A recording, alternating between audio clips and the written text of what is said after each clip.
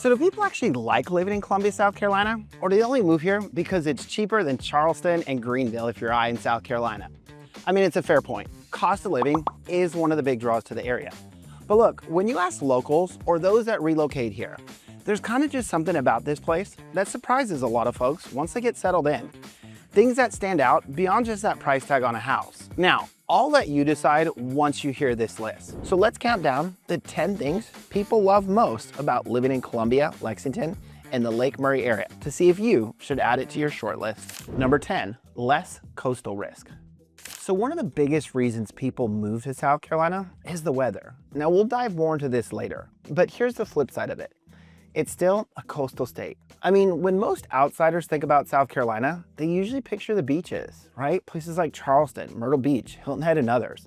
And I get it. The ocean, I absolutely love it, right up until hurricane season shows up. I mean, we personally love the idea of being near the coast. And if you followed me for any sort of time, you know we still talk about moving that direction. But we've lived here about 10 years now, and we've seen plenty of storms right up the coast and cause flooding in places like Charleston. And it worries us every time thinking about that. Because I mean, ask any local about Hurricane Hugo, and they'll tell you if something like that ever hits again, a lot of the coast would be in trouble, and a lot of people will be taken by surprise. Now, let's hope something like that doesn't happen again. But honestly, that peace of mind, it's kind of a big deal. I mean, that thought of boarding up your windows or having to evacuate, that's honestly what makes Columbia feel kind of like the right middle ground, at least for us and I know so many others. It's that peace of mind. It's one of those things you don't really think about and appreciate until you've lived on the East Coast and seen what Mother Nature can do. That anxiety of watching if Jim Cantore is gonna show up in your town. Number 9, economic and job stability. So you know how some cities blew up during the pandemic, right? Everyone started working from home, moving across the country. I mean, chasing lower taxes and cheaper housing. And for a while, it worked until some of those boom towns kind of started to bust. I mean, we've all seen it. Prices shot up fast and then started to slide once the relocation wave slowed down. And some people started to actually regret it, saying it wasn't worth it and moving out, right? But Columbia, it's always been a little bit different. Yeah, I mean, don't get me wrong, we saw an uptick like everyone else, but not as wild as some of my clients had back home. And honestly, just being real, in some years back in the early 2000s, we actually saw bigger population jumps than we did during that pandemic boom. And that's because Columbia isn't built on the same hype. It's been stable over the years. No, seriously, this isn't just a sales pitch, because the reality is between Fort Jackson, the University of South Carolina, and all those state and government jobs, there's a constant flow here that helps protect against those big swings. I mean, no matter what the market is doing, people are gonna have to relocate here.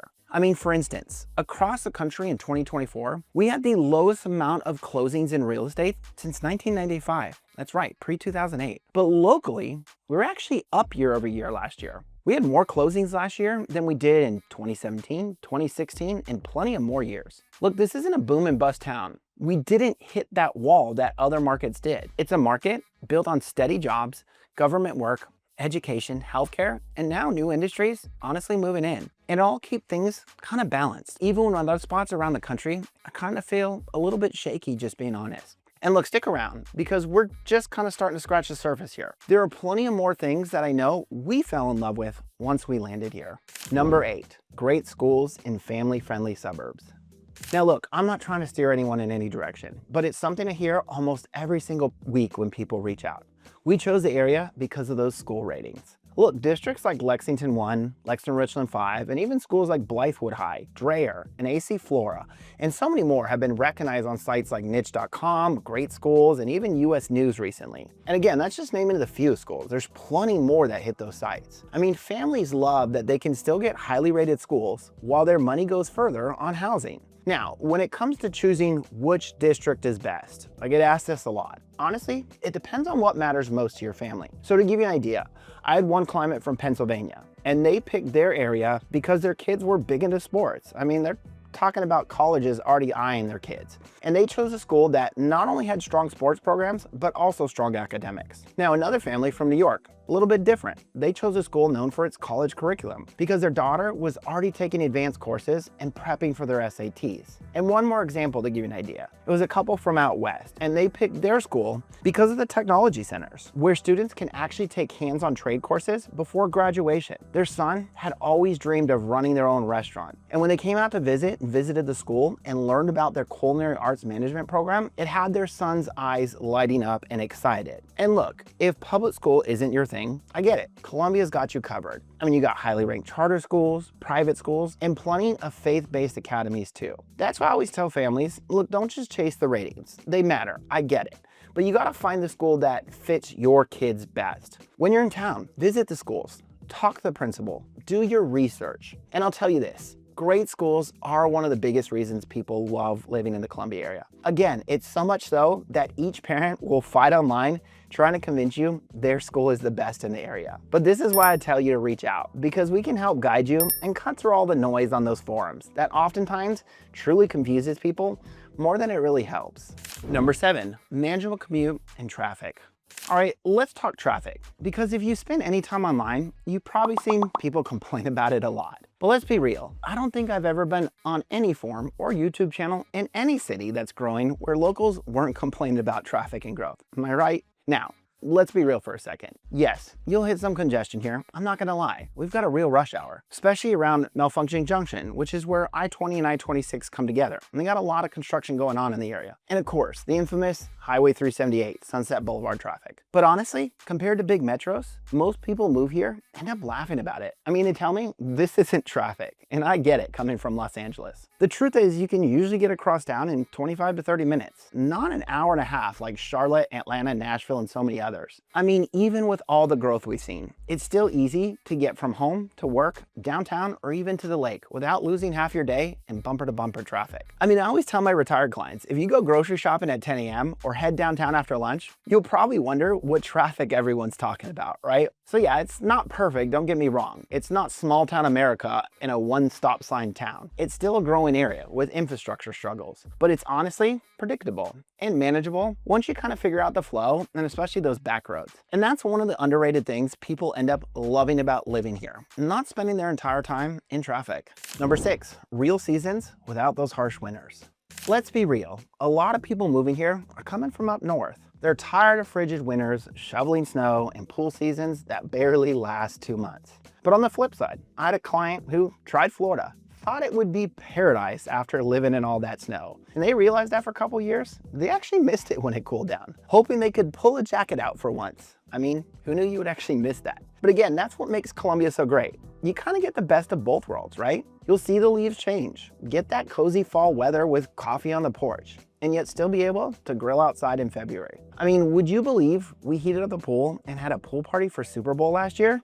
Because it was right around 80 degrees. Seriously. Now sure, summers get hot. I mean, no one's denying that. But it's a trade most people are happy to make once they get to enjoy those perfect spring and fall days. And for anyone coming from up north, it's a massive lifestyle upgrade. I mean, even for me, coming from out west, I'll be honest, people always say California has perfect weather. But to me, Columbia is really not that far off. Yeah, it's the humid heat versus the dry heat, and it rains more. But overall, the temps are actually surprisingly similar, just with a lot more character and color through the seasons, which I know my wife loves when those leaves start changing colors. That balance, real seasons without the brutal winter extremes. It's something most people end up loving once they move here. And look, if you're digging this real life talk, true stories from people who moved here, consider subscribing, because my goal is to kind of go beyond the sales pitch and share with you that true on the ground perspective from someone who's made the move themselves. Number 5, food, coffee, and the entertainment scene. Columbia's kind of that perfect size city in my opinion. It's not so small that there's nothing to do, but it's not such a big downtown that it feels overwhelming where you dread if you have to go down, because you know it'll be chaos. That's why one of the biggest things people fall in love with here is the food, coffee, brewers, and entertainment scene, honestly. Mainly because so much of it is local. I mean, whether it's Divine Street, downtown Lexington, or even out in Chapin, there's this real sense of community in the restaurants, cafes, and the shops out there. People rave about them. I mean, all around, you got places like Sheely's Barbecue, Il Giorgione, Bodhi Thai, Loveland Coffee, and that little coffee truck, right, parked off of Westinger Road, And again, that brewery scene, you're talking Steel Hands, Savage Craft, and more. Each really have their own personality and different crowds, depending on what you're really looking for. And then of course, if you haven't been down to Soda City Market, every Saturday downtown, you're talking outdoor food, crafts, musicians, and more. Plus, you got live concerts. I mean, at the Ice House Amphitheater, Doco Meadows, and more. And then all the town festivals. Look, this isn't a vacation town where it's overwhelming, always filled with tourists, and just loud festivals. It's a town where you and your neighbors meet up at the Irma Oker Strut while listening to music, having some good food and a drink in hand while your kids are over swinging on the swing set. And there's just something that you learn to love about that. And this one might ruffle some feathers, but Saturdays at Williams-Brice Stadium might turn you into a Gamecock fan almost overnight. Just be prepared because it's always a rebuilding year. It builds tenacity and character, right? All right, so now we're getting down to the good stuff. Things that truly separate this area from the others. So let's get into it. Number 4, transplant-friendly community. Look, I get it. You've probably seen the Facebook groups or YouTube comments where people say, we're full, go back home. But look, once you actually get here and get your feet on the ground, it honestly feels totally different. And it's what truly got us. I mean, I can't tell you how many clients tell me they're shocked by how friendly people are here. I mean, they'll go to grab a bite to eat, strike up a conversation with someone at the next table, and within 5 minutes, they got a list of the best restaurants, walking trails, and weekend things to do. And truly part of that, because almost everyone you meet here is from somewhere else. I mean, even many of those that grew up here, if you ask them, are only here because their mommy and daddy moved here. I mean, whether they're military families, government workers, or people who just moved here for a slower pace of life. I mean, it makes it so much easier to meet people and build community because so many have been in your exact same shoes before. I mean, Southern hospitality is real here. You'll meet neighbors just walking the dog, get invited to a cookout from another parent on your kid's soccer team, or find yourself chatting with someone in the line at the coffee shop like you've known them for years. I mean, for anyone coming from a big hustle and bustle city like we did, where no one makes eye contact or says hello, it's honestly a real breath of fresh air. It's one of the reasons many people who visit end up wanting to move here, and one of the biggest reasons they end up staying. It's an area where friends truly become family. Number 3, Lake Murray and outdoor living. What do you do around here? Probably one of the things we get asked most. And look, if you're an outdoor enthusiast, this one is gonna be for you. So first, we're talking about Lake Murray. It's a 50,000 acre playground. I mean, they don't call it the jewel of South Carolina for nothing.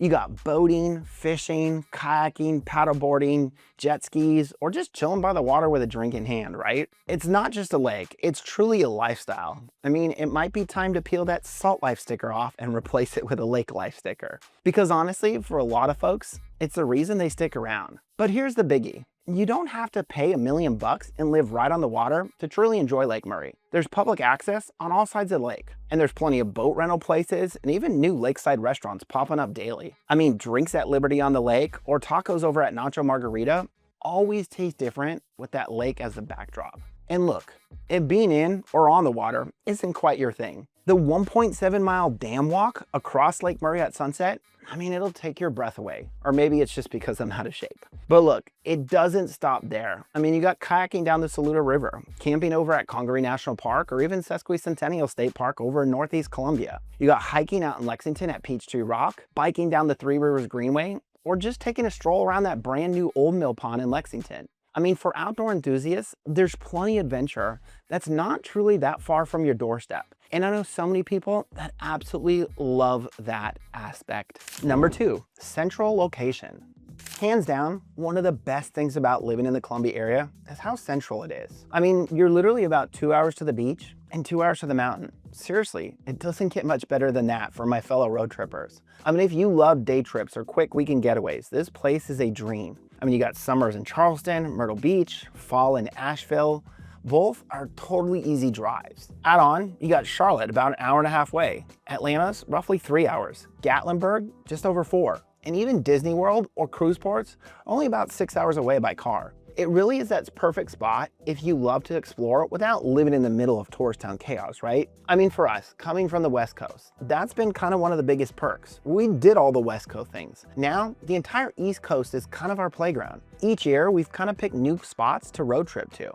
And it still blows my mind how many options are within a few hours drive that we've totally loved. I mean, I know locals who've grown up here, and after a while you kind of take it for granted. But for anyone relocating, this is kind of one of those hidden gems that you don't fully appreciate until you live here, because you don't have to live in that vacation town with constant traffic and inflated prices. But come Saturday morning, I mean, if the weather looks nice, in a few hours, you can totally be in one. And of course, no surprise here, the #1 reason people love living in the Columbia area is affordability. Look, let's be real. Living the American dream has gotten harder almost everywhere. Prices are up, wages haven't seemed to keep up, and so many folks feel like they're working harder than ever just to stay in place. I get it. We were in that same boat. But here's the thing, affordability alone isn't the whole story here. I mean, there are plenty of places in the country that are cheap, right? But that doesn't mean you'd actually want to live there. You aren't looking to settle. I mean, sorry, Mississippi. I know it's often cited as the cheapest state to live in, but it's not on my short list. But seriously, what makes Columbia kind of feel different